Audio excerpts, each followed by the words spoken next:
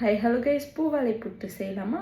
இந்த டிஷ் வந்து கொஞ்ச நாள் முன்னாடி ரொம்பவே வைரலாக இருந்தது. நம்ம வந்து ட்ரெண்டு முடிஞ்சதுக்கப்புறம் தான் செய்கிறோம். ஒரு பேனில் 1/2 கப் ரவா எடுத்துகிட்டு அதை நல்லா வறுத்துக்கணும். 2 மினிட்ஸ் வறுப்பட்டதுக்கப்புறம் வந்து நெய் சேர்த்துக்கணும். நான் வந்துட்டு 1 டீஸ்பூன் ஆஃப் கீ ஆட் பண்ணிக்கிட்டேன். உங்களுக்கு வேணும்னா எக்ஸ்ட்ரா கூட ஆட் பண்ணிக்கலாம். நெய்யோட ரவா நல்லா ரோஸ்ட் ஆனதுக்கப்புறம் அதை வந்து ஒரு பாத்திரத்தில் வந்து ட்ரான்ஸ்ஃபர் பண்ணிக்கோங்க.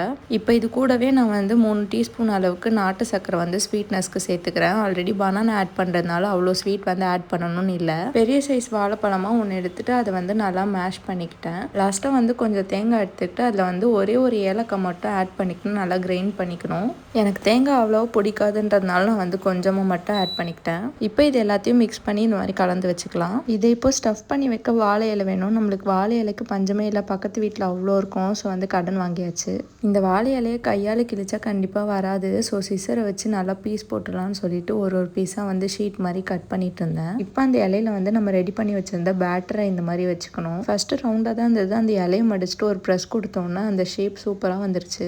எல்லாத்தையுமே ரெடி பண்ணிட்டு இட்லி குண்டானில் வந்து 10 மினிட்ஸ்க்கு வந்து வச்சாச்சு. 10 மினிட்ஸ் கழிச்சு இட்லி பாத்திரத்தையும் ஓப்பன் பண்ணியாச்சு. புட்டு சூப்பராக ரெடியாக இருந்தது. இப்போ வந்துட்டு இதை டேஸ்ட் பண்ணி பார்த்துட்டு எப்படி இருக்குன்னு சொல்கிறேன். ஆக்சுவலாக இதோட டேஸ்ட் வந்து நல்லா ஒரு மாதிரி டிஃப்ரெண்ட்டாக தான் இருந்தது. பட் எனக்கு வந்து தேங்காவும் பிடிக்காது அண்ட் வாழைப்பழமும் அவ்வளோவா சாப்பிட மாட்டேனா. ஸோ வந்து எனக்கு டேஸ்ட் வந்து ஆவரேஜாக தான் பிடிச்சிருந்தது. இன்கேஸ் இது ரெண்டுமே பிடிச்சவங்களுக்கு வந்து இதோட டேஸ்ட் வந்து கண்டிப்பாக பிடிக்கும். சாப்பிடும் போதே எனக்கு ஒரே சிரிப்பு. நல்லா இருக்குன்னு சொல்லணுமா இல்லை நல்லா இல்லைன்னு சொல்லணுமான்னு தெரியாமல் சிரிச்சிட்டு இருந்தேன். பட் வந்து ஒரு வாட்டி ட்ரை பண்ணி பாருங்கள். தேங்க்ஸ் ஃபார் வாட்சிங். பை.